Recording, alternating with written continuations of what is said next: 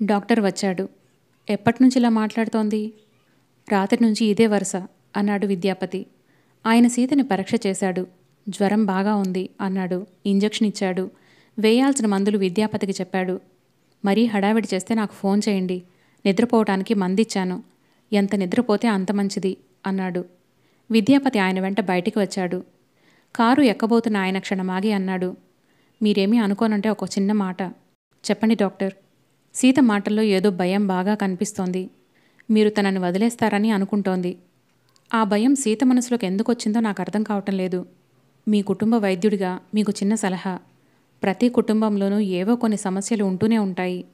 మీరెప్పుడో ఏదో కోపంతో అన్న మాట సీత చాలా సీరియస్గా తీసుకున్నట్లుంది. మీరు సీతని ఆ మాట సీరియస్గా అనలేదని, మీరు ఆమెను వదిలేయటం లేదని నమ్మకం కలిగించాలి. మీరు బాగా ఆమె మాటలు వింటే మీకే తెలుస్తుంది. సీత తనకెవరూ లేరనుకుంటోంది. తండ్రి లేని బాధ కూడా వేధిస్తోంది. నాకు తెలియదు కానీ ఆ అమ్మాయి చాలా యమయాతన పడుతోన్న వ్యక్తిలా ఉంది. మిస్టర్ విద్యాపతి, నేను మొన్ననే చెప్పాను. సీత కారు కావాలని యాక్సిడెంట్ చేసినట్టుగా అనిపిస్తోంది. ఇది ఆత్మహత్యా ప్రయత్నం. ఇంకోసారి ఇలాంటి వెర్రి పని చేసే అవకాశం రానీయకండి. వినాయకరావు గారు కూతురు కోసం ఎంతో మంచి సంబంధాలు వస్తే తిరస్కరించారు. ఎందుకో తెలుసా? సీత అంటే ఆయనకి ప్రాణం. సీతని బాగా చూసుకునే వ్యక్తి కావాలి అనుకున్నారు. సీతకి మీతో పెళ్లి ఖాయమైన రోజు మీకు నచ్చిన వ్యక్తి దొరికాడా అని నేనంటే, నా ఊహకి మించిన మంచి వ్యక్తి దొరికాడు. అది సీత అదృష్టం కాదు, నా అదృష్టం అని గర్వంగా చెప్పుకున్నాడు. ఇప్పుడు ఈ పరిస్థితి చూస్తుంటే ఆయన నమ్మకం ఎండమావిలా తెలుస్తోంది. సీత మంచి పిల్ల. మీకు దేనికి అడ్డు చెప్పదనే అనుకుంటాను. సీతని బాగా చూసుకోవటం మీ కర్తవ్యమని నేను మీకు గుర్తు చేస్తున్నాను. సీత కలవరింతలు నన్ను చాలా కంగారు పెడుతున్నాయి. అందుకే ఇలా చెప్పాను. బహుశా నేను పొరబడ్డానేమో. ఒకవేళ అదే నిజమైతే దయ్యం చేమి అనుకోవద్దు. పెద్దవాడిని ఏదో అన్నానని క్షమించు. విద్యాపతి భుజం మీద చేత్తో తడుతూ అన్నాడాయన. అంతమాట అనకండి. విద్యాపతి అస్పష్టంగా అన్నాడు. అతను డాక్టర్ గారిని పంపి తిరిగి వచ్చాడు. గదిలో నుంచి సీత ఏడుపు అంతగా వినిపించటం లేదు. నిద్రమందు బాగా పనిచేసినట్టుంది. నిద్రపోతున్నట్టుగా ఉంది. సుభద్రమ్మగారు సీత మంచం పక్కనే కూర్చొనుంది. ఆవిడ 2 రోజుల నుంచి పచ్చి మంచినీళ్లు ముట్టలేదు. పిల్లలు కూడా అంతే. ఒంటిమీద స్పృహ లేకుండా కాళ్లకి చేతులకి గాయాలతో కట్లతో ఇంటికి తీసుకొచ్చిన సీతను చూసి బెంబేలు పడిపోయారు. అన్నయ్య, వదినకేమైంది అంటూ ఏడ్చేశారు. ఇంట్లో ఉత్సాహం అనేది చచ్చిపోయింది. పిల్లలు తలో మూలా కూర్చుంటున్నారు. తల్లి సరే సరి. ఆవిడసలు ఊరికేనే ఏడుస్తోంది. విద్యాపతి సోఫాలో కూర్చున్నాడు. సీత కార్ని కావాలని యాక్సిడెంట్కి గురిచేసింది. అందులో ఏమాత్రం సందేహం లేదు. అది ఏ కాస్తా తెలిసిన వారికైనా ఇట్టే తెలుస్తోంది. సీతకేదైనా అయ్యుంటే? అతని శరీరం జలధరించింది. తను ఒక హంతకుడై ఉండేవాడు. హంతకుడు కాదా? ముమ్మాటికి హంతకుడే. సీతని బలవంతంగా చావుకి గురిచేసిన వ్యక్తి అయ్యేవాడు తను. కానీ అదృష్టం ఎక్కడో రవ్వంత అండగా నిలిచి తనని ఆ మహాపాపం నుంచి రక్షించింది. సీతకి కాళ్లకి చేతులకి దెబ్బలు బాగా తగిలాయి. కానీ విరగలేదు. అంగవైకల్యం రాలేదు. సీత గదిలో నుంచి హఠాత్తుగా మళ్లీ అరుపులు వినిపించాయి. నేనేం తప్పు చేశాను? నాకు చెప్పండి అని అరుస్తోంది. సుభద్రమ్మగారు పట్టుకున్నట్టుంది. ఊరుకొమ్మా సీత. సీత, ఊరుకొమ్మా, నిద్రపో. నిద్ర నాకు రాదండి. మీకు తెలుసా, మీ అబ్బాయి నన్ను వదిలేస్తున్నారు. చీచీ, ఏం మాటలవి? నువ్వు జ్వరంలో బొత్తిగా మతి లేకుండా మాట్లాడుతున్నావు అంది సుభద్రమ్మ. మా నాన్న లేడు కాబట్టి నాకు ఈ శాస్తి చేస్తున్నారు. నాకు తెలుసండి అంది. మీ నాన్న లేకపోతే మాత్రం నేను లేనా? నేను ఊరుకుంటాననుకుంటున్నావా? వాడి నాలిక చీరేస్తాను అందావిడ. ఆయనకి ఇందిరంటేనే ఇష్టం, నేనంటే లేదు అంది సీత. ఏడిశాడు. ఎవరో ఇష్టమైతే నిన్ను బాధ పెడతాడా అంది. ఆ మాట అడగండి. ఏడవసాగింది మళ్ళీ. నీకు తగ్గని ఇద్దరం కలిసి బాగా దులిపేద్దాం. పిల్లలు మాత్రం ఊరుకుంటారనుకుంటున్నావా? ఏమీ ఊరుకోరు. వాడు మనల్ని కాదని ఎక్కడికి పోతాడట? సుభద్రమ్మ విద్యాపతిని మందలిస్తుంటే సీత మనసు కాస్త శాంతించింది. హాల్లో విద్యాపతి తల చేతుల్లోకి దించుకొని కూర్చున్నాడు. ఏం చేస్తున్నాడు తను? ఏం చేయబోయాడు? సీత తన జీవితంలో ఒక బాధ్యత అన్న మాట మర్చిపోయాడు. బాధ్యత విస్మరించే వ్యక్తి ఎంత హీనుడు అని తను ఇందిరతో ఎప్పుడూ అంటుండేవాడు. తనే ఇప్పుడు ఆ పని చేశాడు. సీతని చావుకి పురిగొల్పాడు. మృత్యుముఖంలోకి తరిమాడు. భగవంతుడా! అతని మనసు కృంగిపోతోంది. ఇంతలో ఫోన్ మోగింది. చెల్లెలు వెళ్ళి తీసింది. హలో అంది. వెంటనే కరకు నింటిన స్వరంతో, మా అన్నయ్య లేరండి. మా వదినకి ఒంట్లో బాగాలేదు. వదిన దగ్గరున్నాడు అని చెప్పి పెట్టేసింది. ఎవరు అని తను అడగలేదు. ఇందిర అని తెలుస్తూనే ఉంది. ఇంట్లో పిల్లలతో సహా ఇందిరంటే మండిపడుతున్నారు. సీత యాక్సిడెంట్కి ఇందిరే కారణమని వాళ్లకు తెలిసింది. చెల్లెలు అక్కడి నుంచి వెళ్ళిపోయింది. ఫోన్ మళ్లీ మోగసాగింది. ఎవరూ తీయలేదు. విద్యాపతి కుర్చీలో అలాగే కూర్చొనున్నాడు. ఫోన్ గణగణా మోగుతూనే ఉంది. అతను లేవలేదు. అతనికి చాలా డస్సిపోయినట్లుగా ఉంది. దీనికి పరిష్కారమేమిటో అతనికి తెలియటం లేదు. మోగి మోగి ఫోన్ కాసేపటికి ఆగిపోయింది. అతను అలసిపోయిన మనిషిలా కూర్చుండిపోయాడు. వారం రోజుల అనంతరం ఇందిర ఇంట్లో కూర్చొనుంది. ఒడిలో పుస్తకముంది. కానీ ధ్యాస దానిమీద ఏమాత్రం లేనట్టుగా గోళ్లు కొరుకుతూ పరధ్యానంలో ఆలోచిస్తూ కూర్చుంది. ఇందు, వంటైంది, భోజనానికి రా, పావని పిలిచింది. నాకు ఆకల్లేదక్కా, నువ్వు తిను అంది.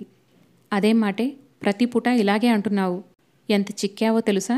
ఎంగిలిపడి వెళ్ళు అంది. నన్ను చంపకు, నాకేమీ తినాలని అనిపించటం లేదు అంది విసుగ్గా. ఇప్పుడు ఆకలి లేకపోతే కాసేపైన తర్వాత తిందువుగాన్లే. ఈ లోపల నేను పిల్లల బట్టలు ఇస్త్రీ చేస్తాను అంది పావని. ఇందిర కూర్చుంది. పక్కనే ఫోనుంది. ఇందిర కాసేపు దానివైపు చూసింది. పుస్తకం తీసి చదవబోయింది. కానీ మనసు లగ్నం కాలేదు. మళ్ళీ ఫోన్ వైపు చూసింది. ఆ తర్వాత ఫోన్ తీసి నెంబరు డయల్ చేసింది. కొట్టుకునే గుండెలతో వేచి చూడసాగింది. అవతల నుంచి ఎవరో ఫోన్ ఎత్తారు. హలో, బిగ్గరగా వినిపించింది. హలో, విద్యాపతి గారున్నారా? జాగ్రత్తగా మెల్లని స్వరంతో అడిగింది. లేరండి. ఆఫీస్కి వచ్చారా? రాలేదండి. ఎప్పుడు వస్తారో తెలుసా? అడిగింది ఇందిర. తెలీదండి. బహుశా సీతమ్మగారి దెబ్బలు తగ్గే వరకు రారనుకుంటా. ఏమైనా చెప్పాలా అండి? మీ పేరు? ఇందిర ఫోన్ పెట్టేసింది. ఇందిర సోఫాకి చేరగలబడి అలాగే కూర్చుండిపోయింది. ఆ రోజు తన ఇంటి గృహప్రవేశం అయిన రోజు సీత తను విద్యాపతి సన్నిహితంగా ఉండగా చూసి వెళ్ళిపోయింది. వెళ్ళిన అరగంటకే ఎవరో పరిగెత్తుకొచ్చారు. అతను విద్యాపతి ఆఫీసులో పనిచేసే మేనేజరట. సీతకి పెద్ద యాక్సిడెంట్ అయిందని చెప్పాడు. ఆ మాట వినగానే విద్యాపతి నిర్వీణుడయ్యాడు. అతని ముఖం రక్తవిహీనంగా అయ్యింది. పక్కనే ఉన్న ఇందిరతో చెప్పనైనా చెప్పకుండా ఆ వచ్చిన వ్యక్తితో వెళ్ళిపోయాడు. ఆ పూట నుంచి ఇప్పటికి 9 రోజులు గడిచినాయి. విద్యాపతి మళ్లీ ఇందిర కంటికి కనిపించలేదు. పావని, భర్త హాస్పిటల్కి వెళ్లి సీతను చూసొచ్చారు. దెబ్బలు కాళ్లకి చేతులకి బాగా తగిలాయట. ప్రాణాపాయం గాని అంగవైకల్యం గాని ఏమీ లేదట. ఈ మాట విన్న తర్వాత నిట్టూర్చింది ఇందిర. సీతకు ఆ రోజున ఏదైనా ప్రమాదం జరుగుంటే తను విద్యాపతి జీవితాంతం తప్పు చేసినట్టుగా బాధపడాల్సి వచ్చేదేమో. థ్యాంక్ గాడ్, సీతకేం కాలేదు. ఇది తన అదృష్టం అనుకుంది. విద్యాపతి రాక కోసం వేచి చూస్తోంది. 1 రోజు గడిచింది. 2 రోజులు గడిచినాయి. విద్యాపతి కోసం ఆఫీస్కి ఫోన్ చేస్తే రావటం లేదని చెప్పారు. ఒకసారి ఉండబట్టలేక ఇంటికి చేసింది. విద్యాపతి చెల్లెలు చాలా నిరసనగా జవాబు చెప్పటంతో ఇందిర మనసు చివుక్కుమంది. పావని మాటల ద్వారా విద్యాపతి సీతకి బాగా శుశ్రూషలు చేస్తున్నట్టు తెలిసింది. విద్యాపతి మంచి మనసు ఇందిరకి బాగా తెలుసు. ఎవరికి ఆపద వచ్చినా ఆదుకుంటాడు. తన అవసరం ఉంది అంటే కొండంత అండగా నిలబడతాడు. నిరాపేక్షగా ఎదుటివారి కోసం పాటుపడతాడు. అతనిలో ఉన్న ఈ అపూర్వమైన నిస్వార్థపు గుణమే అసలు ఇందిరని ఆకర్షించిందేమో. విద్యాపతి లోకానికంతటికీ శుశ్రూషలు చేసినా పర్వాలేదు. కానీ సీతకి చేయటం ఇందిరకి నచ్చడం లేదు. ఈర్షగా అనిపిస్తోంది. ఆ ఊహే చిరాకుగా ఉంటోంది. ఒక్కోసారి తన ఆలోచన చాలా తప్పననిపిస్తుంది. తను చాలా సంకుచితంగా ఆలోచిస్తోందని తెలుసుకుంది. సిగ్గుపడుతుంది. అయినా సరే మనసుకి ఆ నొప్పి మాత్రం పోదు. అతను రాగానే తను పడిన ఈ ఆవేదనంతా చెప్పాలి. అతను విని నవ్వుతాడు. పిచ్చి ఇందు అని అంటాడు. కానీ రోజులు గడుస్తున్నాయి. విద్యాపతి మాత్రం రావటం లేదు. ఇందిరకి రాత్రింబవళ్ళు చాలా చిరాగ్గా, అసహనంగా, అశాంతిగా ఉంటోంది. ఒక్కొక్కసారి అప్పటికప్పుడు బయలుదేరి అతని దగ్గరికి వెళ్ళిపోవాలి అనిపిస్తోంది. కానీ అంతలోనే నిగ్రహించుకుంటుంది. ఇందిర ఆఫీస్కి సెలవు పెట్టేసింది. పొద్దు గడవటమే కష్టంగా ఉంటోంది. ఒక్కోసారి ఈ ఆలోచనలతో పిచ్చెక్కుతుందేమో అనిపిస్తుంది. ఇంతలో తలుపు చప్పుడైంది. హలో, మీరింట్లోనే ఉన్నారా? హమ్మయ్యా, ఏ మార్నింగ్ షోకో చెక్కేశారని అనుకున్నాను సుమా. చంద్ర నవ్వుతూ తలుపు తోసుకొని లోపలికి వచ్చాడు. అతని మధ్య తరచుగా వస్తున్నాడు. పావనికి అతని కబుర్లంటే అభిమానమే. అతను కూడా పావని చెప్పే సోదంతా శ్రద్ధగా వింటాడు.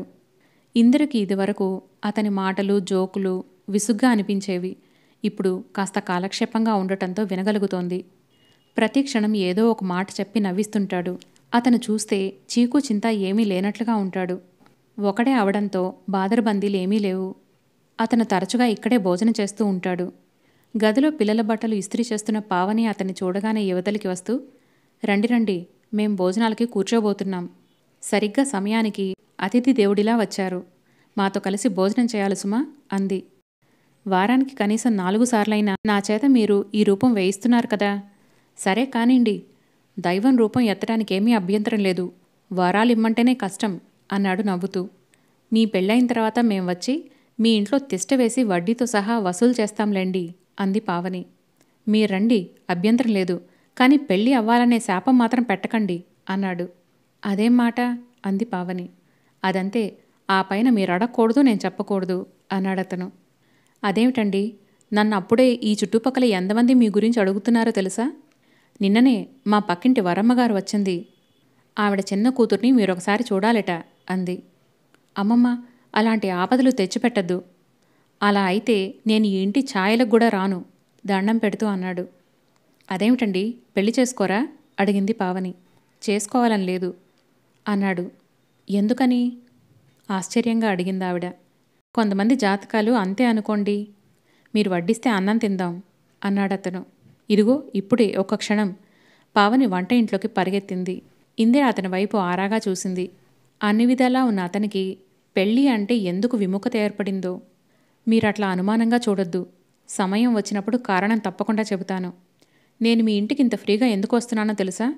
మీ ఇంట్లో ఎవరూ ఈ పెళ్లి ప్రసక్తి తెచ్చేవారు లేరని అన్నాడు. పావని ముగ్గురికి వడ్డించింది. రండర్రా అంటూ పిలిచింది. ఇందిర, నాకు ఆకల్లేదక్కా అంది. చూశారా, అదీ వరస అంది పావని. ఆవిడ ధన్యురాలు. కలలలో భోజనం చేస్తూ కాలం గడపగలదు అన్నాడతను నవ్వుతూ. అదేమిటి అంది ఇందిర. అంతేగా మరి, మిమ్మల్ని ఎప్పుడు చూసినా పరధ్యానంగా ఏదో ఆలోచిస్తున్నట్టుగా ఉంటారు. చూడండి, చిన్న సలహా. కలలు ఎప్పుడు మనిషి కాలాన్ని హారతి కర్పూరంలా హరించి వేస్తాయి. కలల్లో బ్రతికేవాళ్ళు అసమర్థులు అంటాను. జీవితం విలువ గుర్తించి వాస్తవంలో బ్రతికి ఆనందం పొందేవాళ్ళు తెలివిగలవాళ్ళు. మీరు తెలివిగలవాళ్లేనని నా నమ్మకం. రండి, నాకు చాలా ఆకలి వేస్తోంది. మీరు తినను అంటే మొహమాటానికి నేను కూడా తినను అనాల్సి వస్తుంది. మనిషి జీవితంలో ఏది పోగొట్టుకున్నా పర్వాలేదు గాని అన్నం తినగలిగినప్పుడు తినే అవకాశం పోగొట్టుకోకూడదని నా సిద్ధాంతం. రండి ప్లీజ్ అన్నాడు. నాకు ఆకలి లేదండి నిస్సహాయంగా అంది ఇందిర. మళ్ళీ అదే మాట అనకండి. చెప్పానుగా నేను మానేయాల్సి వస్తుందని. మీరు తినండి, అక్క మీకు తోడుగా ఉందిగా అంది ఇందిర. మీరు లేని లోటు లోటే కదా అన్నాడు. వడ్డించేశాను, రావే ఇందు అంది పావని. ఇందిరకి వాళ్ల చేత మరీ మరీ అడిగించుకోవటం ఇబ్బందిగా అనిపించింది. తప్పనిసరిగా లేచి వచ్చింది. సీతకెలా ఉందండి భోజనం చేస్తుండగా పావని అడిగింది. పర్వాలేదు, బాగా నయం అవటానికి ఇంకో 2 వారాలు పడుతుందట. ఇప్పుడిప్పుడే లేచి కూర్చుంటుంది. అసలు అదృష్టం మా సీతదే అనుకోవాలి. ఎంత మంచి భర్త, ఎన్ని బంగారు పూలతో పూజ చేసిందో. విద్యాపతి గారు కంటికి రెప్పలా చూస్తున్నారంటే నమ్మండి. మామూలుగా చూస్తే సీత అంటే ఆయనకంత ప్రేమ ఉందని ఎవరూ అనుకోరు. అంత ముభావంగా పట్టీ పట్టనట్టుగా ఉంటాడు. నేనే ఆశ్చర్యపోయానంటే నమ్మండి.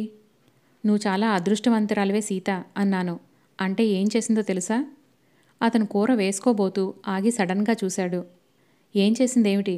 పావని ఆరాగా ఆతృతగా అడిగింది. బేరమని ఏడ్చేసింది. మై గాడ్, ఆ ఏడుపు చూడాలి మీరు.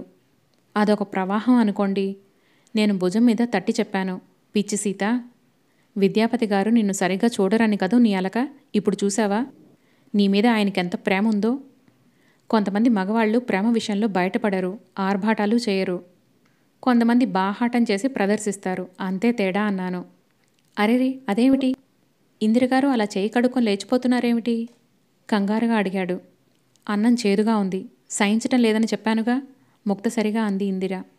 చంద్రం పావని బలవంతం మీద భోజనం పూర్తి చేసి లేచాడు. భోజనం అయిన తర్వాత కొద్దిసేపటికి అతను ఇందిరని అడిగాడు. ప్రశాంతి థియేటర్లో లవ్ స్టోరీ ఉంది, వెళ్దామా? నేను రాను అంది ఇందిర. ఎందుకని అడిగాడు. తలనొప్పిగా ఉంది అంది. మీరు సినిమాకి వస్తే తలనొప్పి పోతుందని నేను గ్యారంటీ ఇస్తాను అన్నాడు. పోకపోతే అడిగింది. మీరెన్ని గుంజీలు తీయమంటే అన్ని తీస్తాను అన్నాడు. మీరు గుంజీలు తీస్తే నాకేంటి లాభం అడిగింది. మరేం చేయమంటారో చెప్పండి అన్నాడు. 1 వారం రోజులు మా ఇంటికి రాకుండా ఉండాలి అంది. బాప్రే, అతను 2 చేతులతో తలపట్టుకున్నాడు. నా వల్ల కాదు అన్నాడు. అతను దీనంగా చూస్తూ పెట్టిన ఆ ముఖం చూసి ఇందిర పక్కుమని నవ్వింది. ఎందుకని అడిగింది. ఎందుకని అతను తనని ప్రశ్న వేసుకున్నట్టుగా అన్నాడు. అవును నిజమే, ఎందుకని? నేనెప్పుడూ ఆ సంగతి ఆలోచించలేదు. అతను సోఫాలోంచి లేచి గదిలో చేతులు కట్టుకుని అటూ ఇటూ పచార్లు చేయసాగాడు. ఎందుకని అంటే, మీరు నాకు స్నేహితుల్లా అనిపిస్తారు. ఎడారిలాంటి నా జీవితంలో మీరు ఒయాసిస్లా ఉంటారు. మీ ఇంటికి వస్తే నాకేమిటో చాలా హాయిగా ఉంటుంది. ఇంక ఎక్కడికి వెళ్ళినా ఏదో ఒక గొడవ. డబ్బు అప్పులైనా అడుగుతారు, లేక పెళ్లి సంబంధాలతో ప్రాణాలు తీస్తారు. మీరు అమ్మాయి అయినా అనవసరపు సిగ్గులు పోరు. నిజం చెప్పాలంటే నాతోటి మగపిల్లవాడితో స్నేహం చేస్తున్న హాయి కలుగుతుంది. ఈ ఇల్లు మీది, మీకు స్వతంత్రం ఉంది. పావని పిల్లలు కూడా నేనంటే ఆపేక్ష చూపిస్తారు. బహుశా నాకు తెలియకుండానే ఇదంతా మీ వైపు నన్ను లాగుతుందని అనుకుంటాను. ఇందిరకి ఎదురుగా సోఫాలో కూర్చుంటూ అన్నాడు. ఇంకో మహానిజం చెప్పనా? ఏ కాస్త సమయం ఖాళీగా దొరికినా ఇక్కడికి రావాలనిపిస్తుంది. ఇక్కడి నుండి వెళ్ళగానే మళ్ళీ ఏ వంకతో ఈ ఇంటికి రావాలా అని మార్గాలు వెతుకుతాను అని అంటున్న అతని ముఖం సీరియస్గా అయ్యింది. అతని ముఖంలో నిజాయితీ, నిర్మోహమాటం చూస్తుంటే ఇందిర కూడా ముఖంలో నవ్వు మాయమయ్యి గాంభీర్యం అలుముకుంది. నేనేమైనా తప్పుగా మాట్లాడానా? అస్పష్టంగా అడిగాడు. లేదే అంది ఇందిర. మీరు సడన్గా సీరియస్ అయితే నాకు భయం వేసింది అన్నాడు. ఇందిర నవ్వింది. ఆ నవ్వులో ఏదో బాధ దాచుకున్నట్టుగా ఉంది. ఆ సాయంత్రం అందరూ కలిసి సినిమాకి వెళ్లారు. చంద్ర అంతే. ఒక్క పూట ఆ ఇంట్లో భోజనం చేస్తే ఆ ఇంట్లో అందరినీ తనతో పాటు తీసుకెళ్లి నాలుగింతలు వాళ్ల చేత ఏ హోటల్లోనూ తినిపిస్తాడు. పిల్లలకి అతనంటే ఎంతో ఇష్టం. ఎందుకంటే వాళ్లతో సమానంగా అల్లరి చేస్తాడు కాబట్టి. సినిమా నుంచి ఇంటికి వచ్చిన తర్వాత చంద్ర వెళ్ళిపోయాడు. ఇందిర పడుకుంది. ఇందిర ఆలోచనలు మళ్లీ విద్యాపతి మీదకి మళ్ళినాయి. ఆ ఆలోచనలు రాగానే ఇందిర మనసు మళ్లీ దిగాలుగా అయ్యింది. సీతకి మెలకువ వచ్చింది. కణతలు పగిలిపోతున్నాయి. నీరు ఎండిపోయి బీడువారిన భూమిలా ఉంది. అబ్బా! ఒళ్ళు నొప్పులు భరించలేకుండా ఉండటంతో మూలగసాగింది. దాహం హీనస్వరంతో అస్పష్టంగా అంది. ఎవరో కదిలిన చప్పుడయ్యింది. ఇవిగో మంచినీళ్ళు. పైకప్పుకేసి చూస్తున్న సీత కళ్ళు ఆ కంఠం వినిపించిన వైపు తిరిగినాయి. విద్యాపతి మంచినీళ్ల గ్లాస్ పట్టుకొని నిలబడున్నాడు.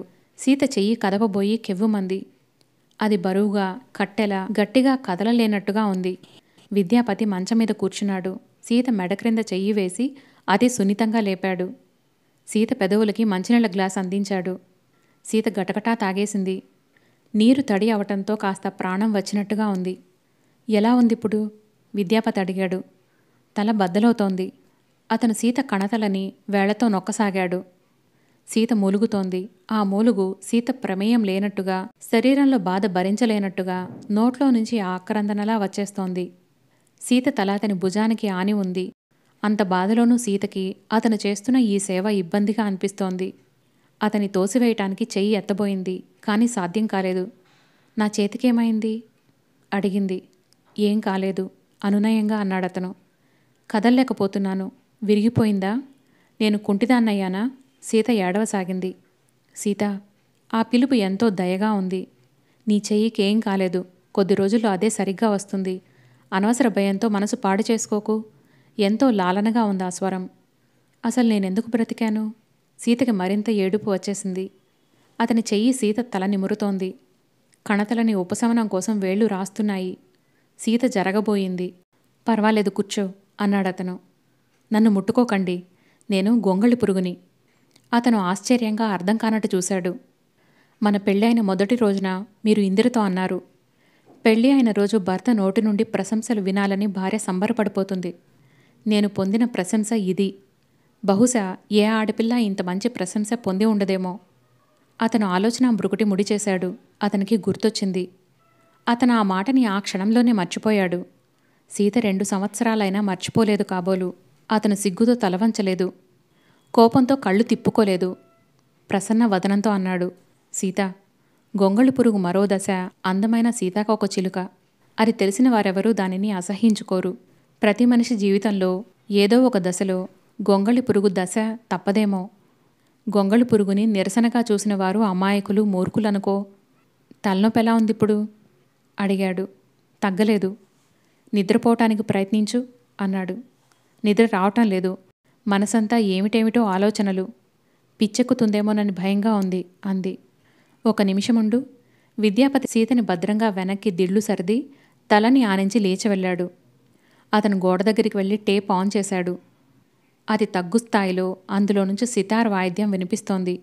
అది వినసొంపుగా, మనసుని సేదదీరుస్తున్నట్టుగా ఎంతో హాయిగా ఉంది. విద్యాపతి మళ్ళీ వచ్చాడు.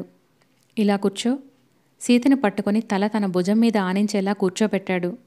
మెల్లగా వేళ్లతో సీత కణతలు నొక్కసాగాడు. సీతకు అతని సపర్యలు వద్దనాలని, తిరస్కరించి తోసివేయాలని ఎంతగానో అనిపిస్తోంది. వదిలేయండి, మీరెళ్ళి పడుకోండి. నాకోసం శ్రమపడాల్సిన అవసరం లేదు. పరాయి వాళ్ల కోసం మీరెందుకింత కష్టపడాలి అంది. అతను మాట్లాడలేదు. సీత ఆవేశంగా అంటోంది. నాకు తెలుసండి, మా నాన్న ఈ పెళ్లి చేసి నా గొంతుతో పాటు మీ గొంతు కూడా కోశాడు. ఆయనకి ఇంకొకరి ఉసురు పోసుకుంటున్నానని తెలియలేదు. మీకు ఇందిరంటే ఇష్టమని నాన్నకి తెలీదు. అది నేను ఖచ్చితంగా చెప్పగలను అంది. సీత, ఇప్పుడు అవన్నీ ఎందుకు? నేనెన్నోసార్లు మీకు ఈ విషయం చెప్పాలని అనుకున్నాను, కానీ వీలు దొరకలేదు అంది సీత. నువ్వు నిద్రపోవటానికి ప్రయత్నించు అన్నాడు. నా ఆలోచనలు నిద్రని రానియటం లేదు. పోనీ ఆ మ్యూజిక్ విను. నా తలలోనే అంతకంటే భయంకరమైన సంగీతం ఉంది అంది. అతను మాట్లాడలేదు. సీత కాస్త ఆగి అంది. మన పెళ్ళయి 2 ఏళ్ళయింది. 2 ఏళ్ళు. సీత నవ్వింది. 2 ఏళ్ళు నేను మీతో కాపురం చేశాను. మనసు లేని శరీరంతో. ఎంత గొప్ప జాతకం నాది అంది.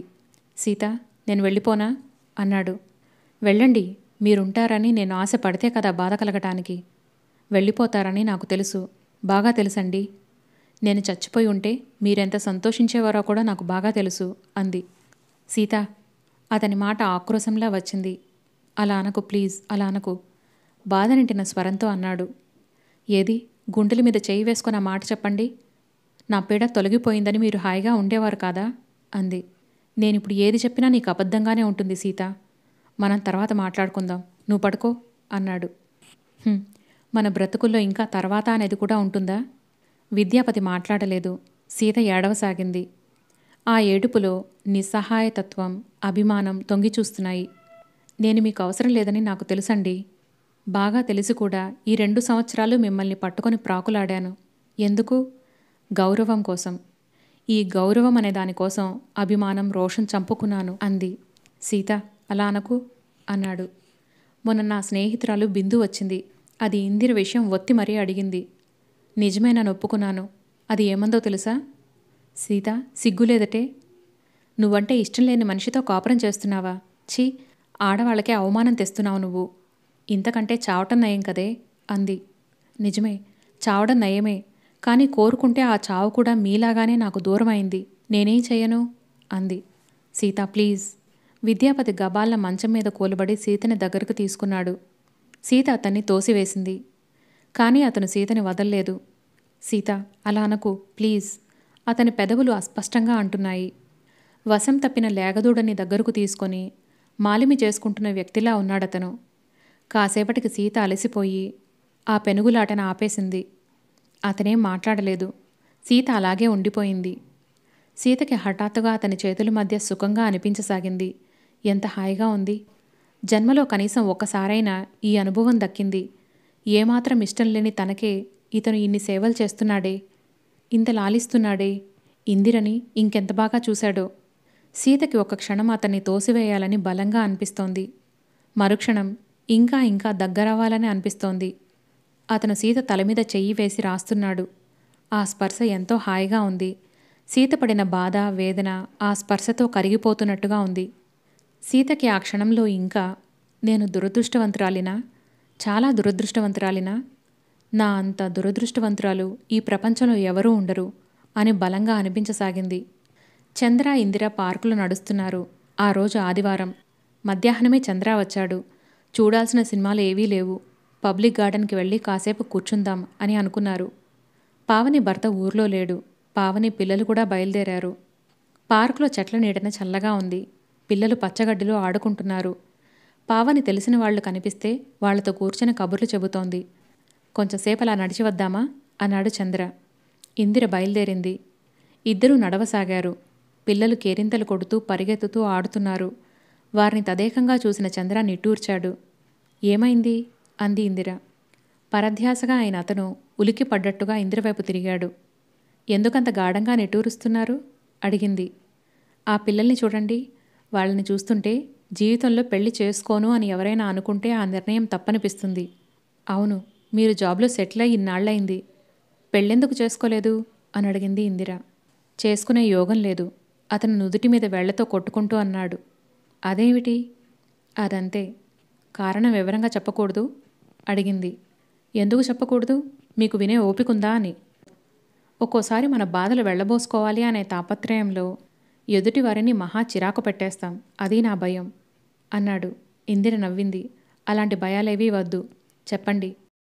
ఒక్కొక్కసారి మన జీవితం మనకి భరించలేనంత బోరుగా ఉంటుందనుకోండి. ఎదుటివారి సమస్యలు వింటే కాస్త ఉపశమనంగా ఉంటుంది. ఇక్కడ కూర్చుందామా అతను అడిగాడు. ఇందిర తల ఊపింది. ఇద్దరూ కూర్చున్నారు. అతను చెప్పసాగాడు. నేను మా మేనమామ దగ్గర పెరిగాను. మా ఆర్థిక పరిస్థితి చిన్నప్పటి నుంచి బాగాలేదు. ఆయన మా మామయ్య అని పేరుకే గాని మా అమ్మ వాళ్ళింట్లో ఒక పని మనిషిలా ఉండేది. అత్తయ్యకి మేమంటే అసహ్యం. బహుశా ఈ ప్రపంచంలో లేని వాళ్ళంతా అలాగే చూడబడతారేమో. ఎందుకో గాని మన సంఘం పేదరికాన్ని సహించదు, చిరాకు పడుతుంది. నువ్వేదైనా చెయ్యిగాని పేదవాడిగా మాత్రం ఉండొద్దు అంటుంది. అమ్మకి భర్త లేడు, నేను చిన్నవాడిని. మామయ్య నీడ తప్ప మాకీ ప్రపంచంలో ఇంకో చోటు లేదు. మామయ్యకి కూతురుంది, పేరు సుజాత. సుజాత చాలా మంచిది. సుజాత ఒక్కత్తి మమ్మల్ని అసహ్యించుకునేది కాదు, దయగా ఉండేది. మేం పెద్దయ్యాం. సుజాత అంటే నాకు ప్రాణం. సుజాత కూడా నేనంటే ఇష్టమే. మేమిద్దరం నాకు ఉద్యోగం రాగానే పెళ్లి చేసుకుందామని వాగ్దానం చేసుకున్నాం.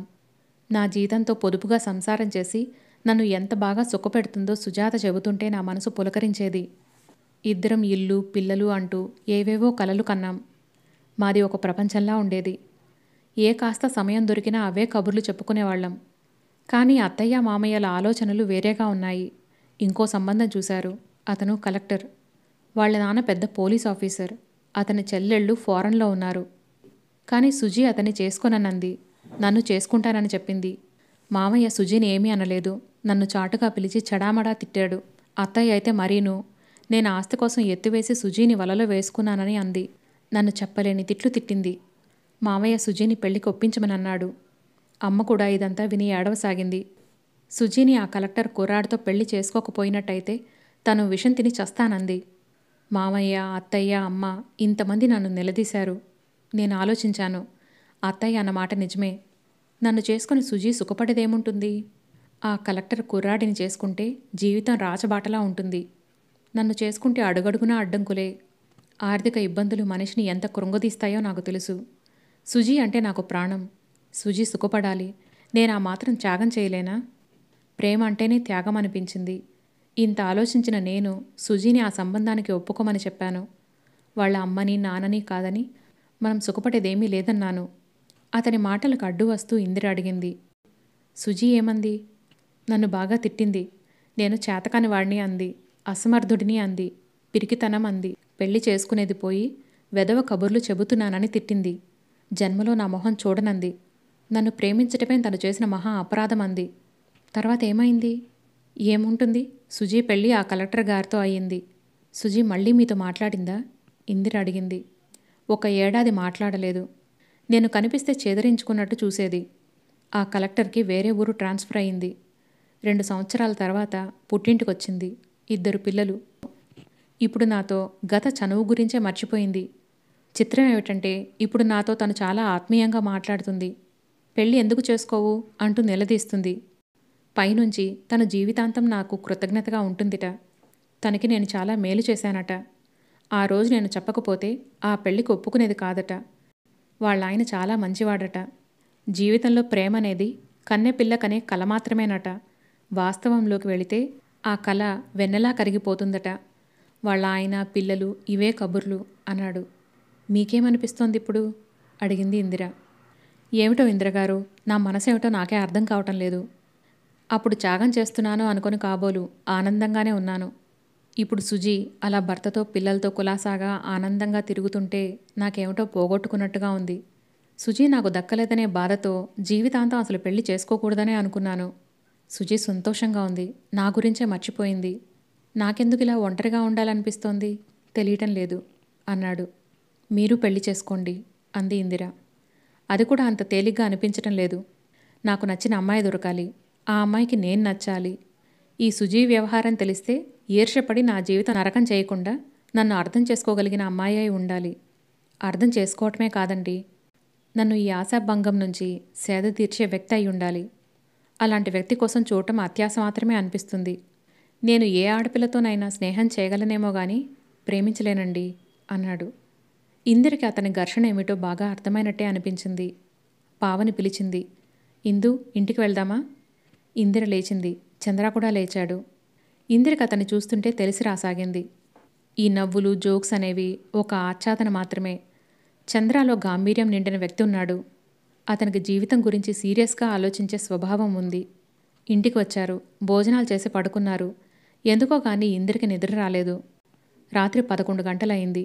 ఇందిర మంచం మీద అటూ ఇటూ దొర్లుతోంది. ఇంతలో ఫోన్ మోగింది. ఇందిర ఉలిక్కిపడింది. ఇంత రాత్రి వేళ విద్యాపతి తప్ప ఇంకెవరూ చేయరు. మంచం మీద నుంచి గబాల్న దూకి ఆతురతగా ఫోన్ దగ్గరికి వెళ్ళింది. కొట్టుకునే గుండెలతో హలో అంది. హలో, ఇందిరగారా? అంది చంద్ర గొంతు. అవును. అతను గొంతు వినగానే మామూలుగా అయిపోతూ అంది. సారీ, డిస్టర్బ్ చేశానా? లేదు, చెప్పండి. మీరు నిద్రపోవటం లేదని మీ గొంతే చెబుతోంది అన్నాడతను. ఆ వాఖ్యానం విననట్టే ఊరుకుంది. చెప్పండి, ఏమిటి? అడిగింది. ఏమీ లేదు, నాకు నిద్ర పట్టలేదు. మీకు ఫోన్ చేశాను. ఏమిటో సాయంత్రం పార్కులో మనసు విప్పి నాకదంతా మీకు చెప్పిన తర్వాత నా మనసులో భారం తగ్గినట్టుగా ఉంది. మీరు నాకు మరీ దగ్గరగా అనిపిస్తున్నారు. అతని గొంతు ఎలాగో ఉంది. చూడండి, నాకొక స్నేహితుడుండేవాడు. వాడు వార్లోకి వెళ్ళాడు, చచ్చిపోయాడు. ఇప్పుడు అనిపిస్తోంది, ఒకసారి చెయ్యి జారితే ప్రేమని మళ్ళీ మళ్ళీ పొందలేము గాని స్నేహాన్ని పొందగలమని. అవునా అన్నాడు. ఏమో నాకు తెలీదు అస్పష్టంగా అంది. మీకు తెలీదని నాకు తెలుసు. నేను చెప్పింది చాలా అనుభవం పొందిన వాళ్లకే అర్థమవుతుంది. గుడ్ నైట్ అన్నాడు. Good night. ఇందిర ఫోన్ పెట్టేసింది. ఇందిర వచ్చి పడుకుంది. అతనికి తన గురించి, విద్యాపతి గురించి తెలుసా? తెలియదా? తెలిసినా పర్వాలేదు, తెలియకపోయినా ఏమీ కాదు. ఇందిర నిట్టూర్చింది. విద్యాపతి ఈరోజు కూడా ఫోన్ చేయలేదు. ఇందిరకి మనసంతా భారంగా అనిపించింది. చంద్ర రావటంతో కనీసం కొంత టైం అయినా తనకి తెలియకుండా గడిచిపోతోంది. లేకపోతే కాలం ఎంత భారంగా నడిచేదో. ఇందిర పైకప్పుకేసి చూస్తూ ఆలోచిస్తోంది. నిద్ర రావటం లేదు. సీత బాత్రూం దగ్గర నుంచి గోడ పట్టుకుని నడవలేక నడుస్తూ మంచం వైపు వస్తోంది. అప్పటికే ఒంటి నిండా చెమటలు పట్టినాయి. కళ్ళు బైర్లు కమ్మినట్టు అవగా అబ్బా అంటూ చేత్తో కళ్ళు మూసుకుంది. కాళ్ళు గజగజలాడటంతో నిలబడలేనట్టు కూర్చుంది. చెప్పలేనంత నీరసం. లేస్తే ప్రాణం తేలిపోతున్నట్టుగా ఉంది. ఎప్పటికి తను మామూలు మనిషి అవుతుందో? అసలు మళ్ళీ ఎప్పటి సీత అవుతుందా? ఆ మొండితనం, ఆ దురుసుతనం ఇక నామరూపంగా కూడా తనలో ఉండనే ఉండవు. ఇంతలో సీత భుజం మీద ఎవరిదో చెయ్యి ఆనింది. సీత తలెత్తి చూసింది. ఎదురుగా విద్యాపతి నిలబడి ఉన్నాడు. కళ్ళు తిరుగుతున్నాయా అడిగాడు. అవునన్నట్టు తల ఊపింది. అతను సీతకి లేవటానికి సాయం చేశాడు. జబ్బ పట్టుకుని తీసుకువచ్చి మంచం మీద కూర్చోపెట్టాడు. సీత ఆయాసం వస్తున్న దానిలా కళ్లమీద చేతులానించుకొని గట్టిగా ఊపిరి పీలుస్తూ కూర్చుంది. విద్యాపతి వెళ్ళి గాజు గ్లాసులో గ్లూకోజ్ నీళ్లు కలిపి తీసుకొచ్చాడు. ఇవి తీసుకో, తాగితే కాస్త శక్తొస్తుంది. సీత కళ్ళు తెరిచి చూసింది. గ్లాసు సీత కళ్ళెదురుగా ఉంది. కాని సీత కళ్ళు గ్లాస్ని చూడటం లేదు. గ్లాస్ని పట్టుకున్న విద్యాపతి చేతి వేళ్లనే పరిశీలిస్తున్నాయి. తాగు అతనన్న ఆ తీరులో మహత్యం ఏమిటో గాని సీతకి ఏడుపు వచ్చేసింది. పెదవులు బిగబట్టి దుఃఖం ఆపుకుంటూ వద్దు అంటూ గ్లాస్ని చేత్తో దూరంగా నెట్టేసింది. తాగు, తాగితే కాస్త బలమొస్తుంది అన్నాడు. సీత చర్రున చూసింది. పళ్ళ బిగువన అంది. బలం తెచ్చుకొని నేనిప్పుడేం చేయాలి? ఇలా మంచంలో పడి ఉంటేనే హాయిగా ఉంది అంది నీరసంగా. సీత కళ్ళల్లో చివ్వున నీళ్లు ఉబ్బికినాయి. ప్రాణమే పోవాల్సింది. పోయినట్టయితే ఎంతో హాయిగా ఉండేది. కనీసం ప్రాణం పోకపోయినా ఏ కాలో చెయ్యో విరిగినా ఎంతో బాగుండేది. అప్పుడు కుంటి మనిషిగా నన్నెవరూ చూడరు. అది సహజమనే తృప్తుండేది. నేనంత పాపం చేశాను. అందుకే నాకు అదృష్టం పట్టలేదు. లేకపోతే ఏమిటి అన్యాయం? కాస్త దెబ్బ తగిలితే ప్రాణం పోయిన వాళ్ళు ఎంతమంది లేరు? ఇన్ని దెబ్బలు తగిలి కూడా నేను రాయిలా ఇలా ఉండటం ఏమిటి? ఎంత దురదృష్టం కదూ! ఇంకా నేను అనుభవించాల్సింది చాలా ఉందన్నమాట. అందుకే దేవుడిలా రక్షించాడు నన్ను. నాకు తెలుసు, బాగా తెలుసు అంది ఏడుస్తూ. ఎందుకలా అంటావు? బాధ అణుచుకున్న స్వరంతో అన్నాడతను. సీత చటుక్కున తలెత్తింది. తడితో నిండిన ఆ కళ్ళు రోషంగా చూశాయి.